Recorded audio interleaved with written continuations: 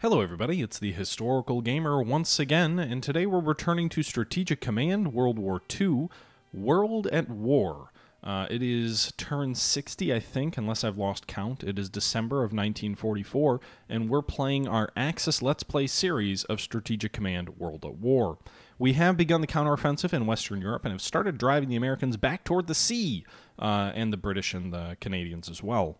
We've already defeated Russia, we've already defeated China, and now we're in the process of preparing for an invasion of India, of repairing the Japanese fleet after numerous heavy battles against the American Navy, and are also preparing for potentially a drive in the sort of Tibet region of India to see if we can shortcut to Delhi. That's the situation right now. The American Navy is licking its wounds. It's actually gained about 4 strength in the last few turns since last we fought it, but we haven't really seen anything of their Navy since. We just destroyed an American attempt to land at New Guinea. We destroyed an American army here on the northern coast of New Guinea. They tried to follow the Japanese route of advancing down the Kokoda Trail, and they failed there. Meanwhile, there's one American carrier that's still kind of tied up at Timor. We're trying to hit that with our subs. The Americans have taken the bulk of the island of Java, but there's no naval units around there to support them, so they're kind of sitting ducks for an eventual counterattack if we can ever get headquarter units there to support it. That's a problem, though, because we're having trouble getting Japanese headquarters units out of the hinterland of China, where everything is. I really should have marched my troops west toward the rail line. That would have been faster, probably. In any event, we've just begun swinging the German force. Actually, we've still got more troops over here that we could swing west against the Allies. So let's do that. Not really room for them in Italy, though. Not really room for them in France, either. We'll move them here on the Dunkirk coast.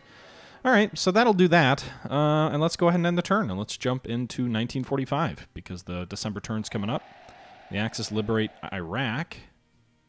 Denmark surrenders once again. Netherlands surrenders once again. Probably no money to plunder from these guys on another occurrence. Italian scientists are making development in armored warfare. Japanese development in industrial technology. Germany's economy is now at over 1,200. You've got a lot of the Russian cities that were damaged by the war and the conflict that I think are slowly repairing themselves and causing the German economy to steadily increase. It was about 1,000 per turn the first turn after Russia fell. We're up to 1,200 now. So they're really cranking out the economic output there. Trying to hold on to the island of Java. We've got 2 Japanese units there, but we don't have adequate supply. We don't have adequate headquarters there, so that's going to be a bit of a challenge. The British landed at Le Havre with a heavy armored unit that destroyed one of our units there, but fortunately we have since taught them a bit of a lesson and damaged them about 50% this last turn. Did I see that it was a level 5 tank, though? That's a level 5 tank. That could be a challenge for us. The British seem to be really advanced in terms of technology in this game. The Americans, I don't think I've seen a tank better than 3. But the British have level 5 tanks by the looks of it. The British also have jets. So it's interesting. It seems like the AI build priority for the British is much more focused on technology, whereas it feels like the AI build priority for the Americans may be more on units. I'm not quite sure. But the American units are definitely not as high-tech as the British. Granted, the British have been at war longer than the Americans, so maybe that's why. And for a good 2 years in the war, the British had very little to do in terms of with their money, unless they just wanted to build up a massive army, which clearly they didn't seem to want to do. Meanwhile, the British have also moved heavy bombers onto the French coast and are flying out of Cherbourg. Cherbourg? That's an interesting decision there. The Allies also haven't been bombing Europe for the last few turns. For whatever reason, they haven't been making strategic raids against us, and that seems to be changing this turn. American bombers in Sicily are very effective. They destroyed one Italian armored unit, and they just did some pretty serious damage to that German armored unit. So that seems to be a bit of a problem. Meanwhile, they're going after our armored spearhead here in France. It'd be really great if the weather cooperated. We've got this huge chunk of Air Force over here, and we haven't actually been able to bomb anything yet because since they've all arrived, it's been raining. Last turn might have been snow, but in general, they've been doing nothing. Hope we didn't just lose our fighter cover there, intercepting those British bombers because they were escorted by jets. Alright, Allied counterattacks here against our mechanized spearhead. British attacks against our garrison in Eligala.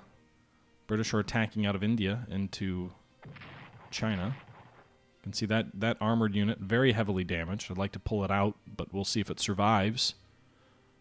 They seem to really gang up on individual units like that where they swap and attack like 6 times.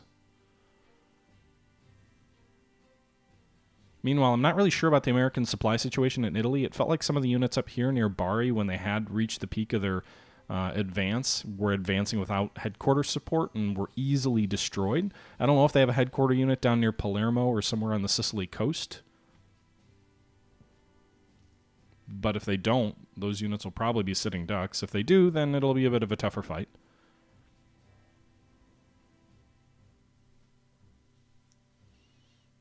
American fighters in Brazil suffering attrition. They should be destroyed next turn. Norwegian partisans are disrupting the port of Bergen. Further partisan activity in China. And Axis are hindering supply in Crete. Meanwhile, it's raining again. Is it raining on our turn in Western France, or is it actually going to let us use our Air Force? Because the Allies clearly could use their Air Force this turn. They probably were shut down last turn, though, because I don't remember much in the way of bombing last turn.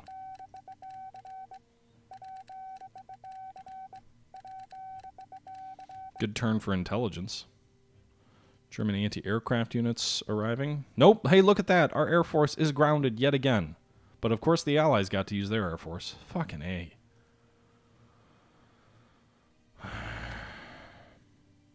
We really need to get our fighters to level 5 so they can do some serious damage to the enemy fighters. Especially as long as the American escorts aren't yet to level 5. Hey, at least those fighters can get to level 11. Maybe that'll give them an advantage.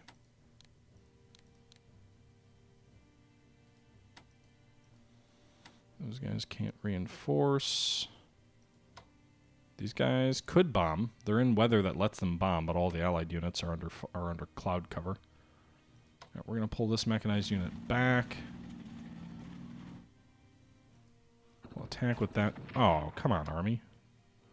Do something. Nice. All right, so they took Le Havre, or at least they destroyed the enemy that was in Le Havre. Let's pull this armored unit back too. Let's move this guy forward. These are Tiger tanks by the look of it. That army unit will move in to retake Le Havre. This armored unit will move here and attack the British at Caen. These are the Americans at Caen. They're dug in. Let's hit them with artillery.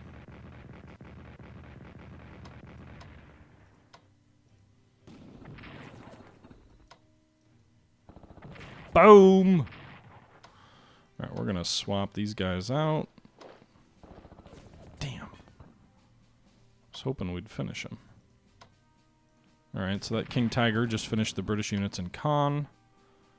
And it'll hit the airborne unit here.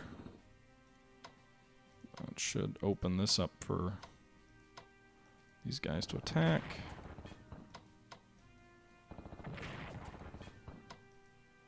Shattered. The American airborne is shattered. Alright, move these guys forward. It'll take the pressure off the mechanized troops there by having those guys move forward a little bit.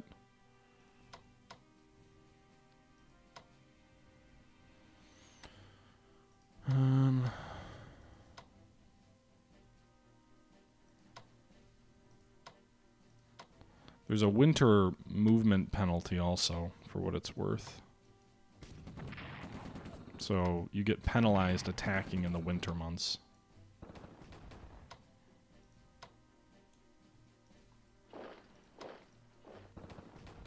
Well, they did nothing. Alright. Amsterdam, reinforce. The Hague, reinforce. These guys move up to Grunening. The British have the French have landed there multiple, or the British have landed there multiple times. We're going to spend this turn to upgrade you guys. We're also going to upgrade this sub to advanced sub level 1. Antwerp. Move you to the coast. Alright. Meanwhile, on the Russian front, we're going to rail some of these troops. First, actually, let's upgrade this army, because I want to get these guys in action. They're going to be an army unit. Some of our minor allies are very good troops now.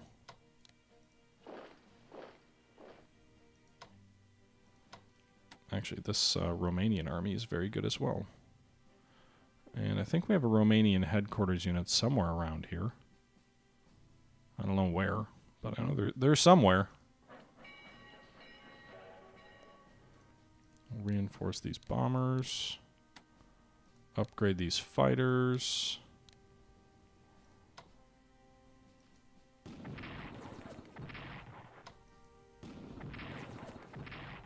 Jesus. Let's pull him a little bit further back.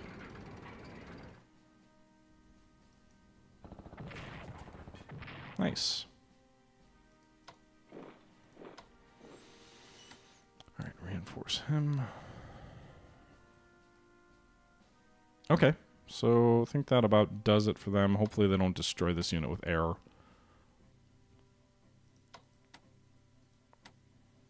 Reinforce these troops at Eligela. Alright, so the Italian front's done. I think the French front is done as well. If I can bring additional troops in from Russia, I should do it, right?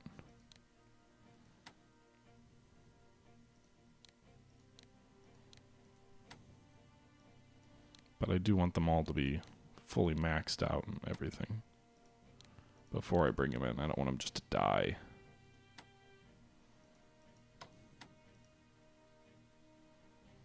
Alright, Italy doesn't have enough money to operate their headquarters back.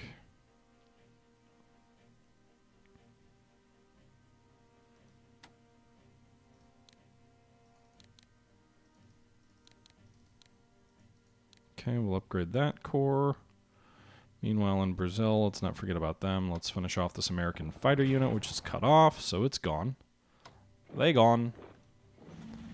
Where are we at report-wise here? So the Americans are 58 units, the British are 45. 25 naval units. The Americans built 3 more. Also, the British have 23 naval units. So they vastly outstripped the Japanese if they were to focus on the Pacific. 23 American air units, 9 British air units. Okay.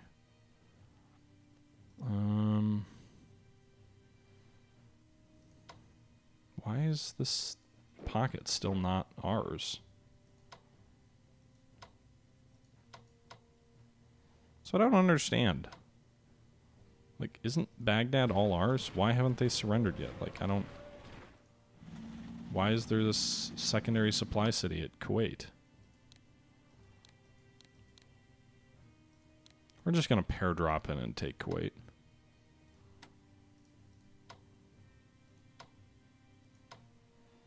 Meanwhile, we're going to move the armor forward, and we're going to go after what's left in Egypt. All right, so France, I think, is done. Actually, forgetting one thing up here.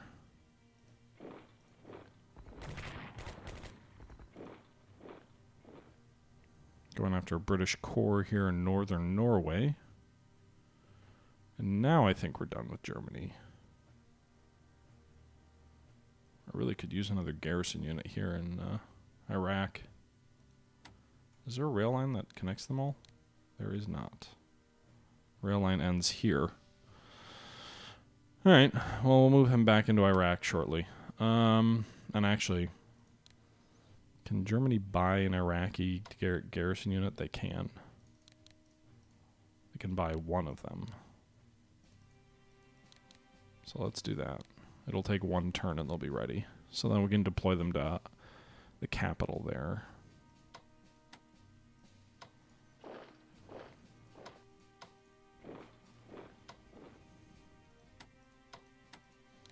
Okay, reinforce these guys max.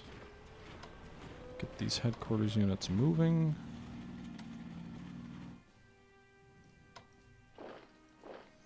Attack those guys. Reinforce these guys. Reinforce these guys.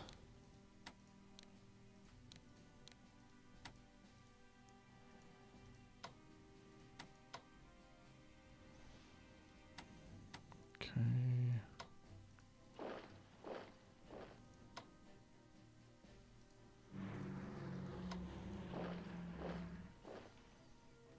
All right, so those guys are good. There's an American sub here. Set convoy mode or cap mode.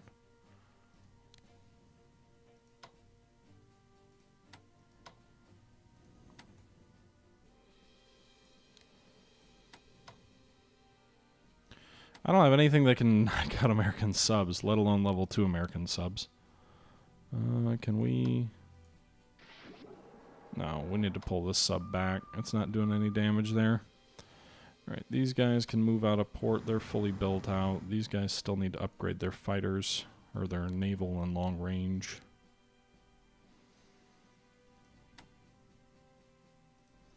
The carrier will move here. Reinforce this battleship to full strength. Reinforce this heavy cruiser to full strength.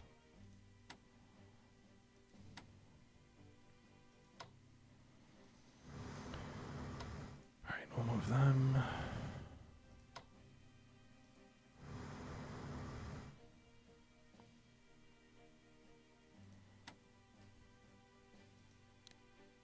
Long-range amphibious transport. We can have 2 of them. Shit. Really hope that sub doesn't move forward and attack those guys and sink them at sea.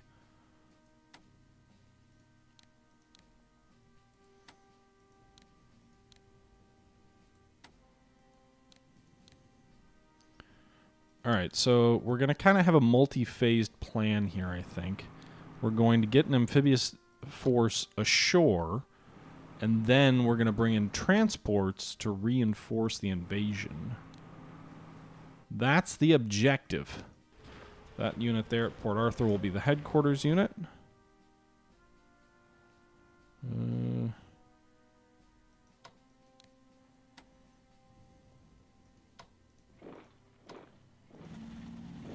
Alright. So, meanwhile, Lucho... Can we operate these guys? We can. Alright, we've got to get them to the coast too.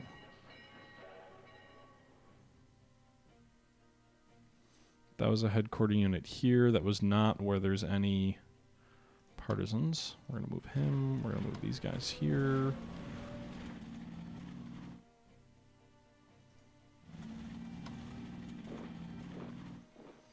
Alright, so... And can we reinforce these guys? Not really to full strength. That's interesting. What's the supply situation over here? You'd think the headquarter would be providing a little bit more supply than that. Alright.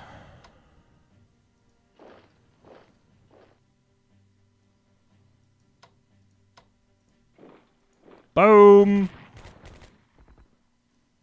Alright, we'll reinforce some of these guys. This headquarter unit there. Interceptors, jet aircraft. Wow, our bombers didn't lose anything. That was nice. I'll take that. All right. Maybe we can invade through this narrow pass without going to war with Tibet. Or whatever. Nepal.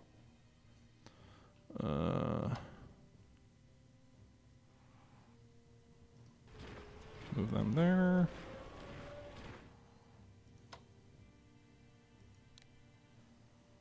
March.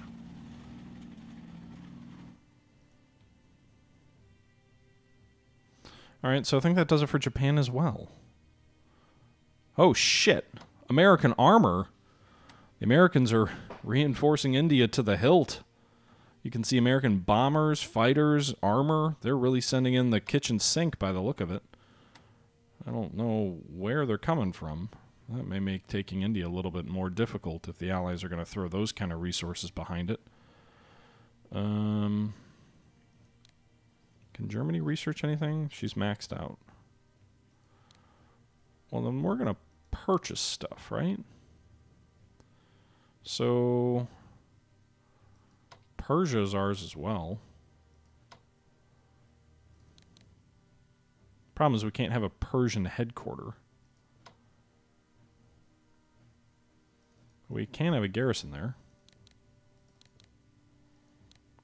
Meanwhile, I think Germany's going to develop more. Be nice to have like a self-propelled anti-tank unit like the Americans clearly do.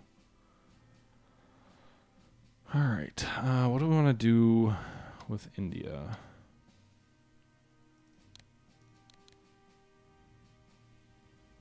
The thing is about like invading India with paratroopers sounds nice, but at the end of the day, not super practical because they clearly have jet fighters there. So I think we're just going to buy a corps and a army. As you can see, we're maxing out here. These units that are building. Italy has nothing, and Japan has some submarines coming in a few months.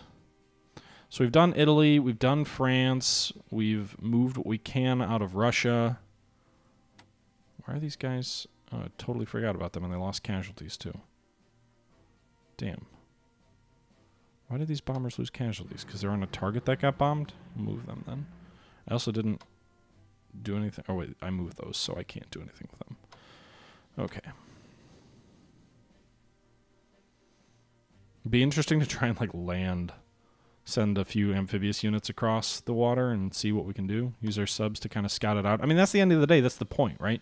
We're getting those motor torpedo boats so we can really scout out the channel and see if maybe we can make a dash for London or Manchester. I don't think the British have a lot of units in England itself. They've got units in their colonies. They've only got 45 units altogether, and we know at least like 10 of them are here. One of them's up here. Like they don't have like 20 ground units here. I just don't think they do, because we know they have some in India too. So it might be a chance at a nice little sort of surprise conquest. We'll have to see. But that's my thought anyway. With that being said, I think these are getting a little bit shorter in terms of these turn lengths. I don't think it warrants 2 turns, but I do just kind of calling that out, that these turns are getting a little bit shorter. Mainly as we, see triumphant success against the Allies. But rather than drag that out, guys, I think we're going to go ahead and end this one here. We'll see how things turn out next time, if we can finally get our units into place to start the invasion to retake Cairo and kind of threaten the British Empire there. And maybe we can paratroop into Kuwait and knock Kuwait out of the war as well. With that being said, I'll go ahead and sign off here. I hope you guys continue to enjoy the series. Please let me know your thoughts below. And until next time, this is the Historical Gamer saying thank you for watching, and I'm out.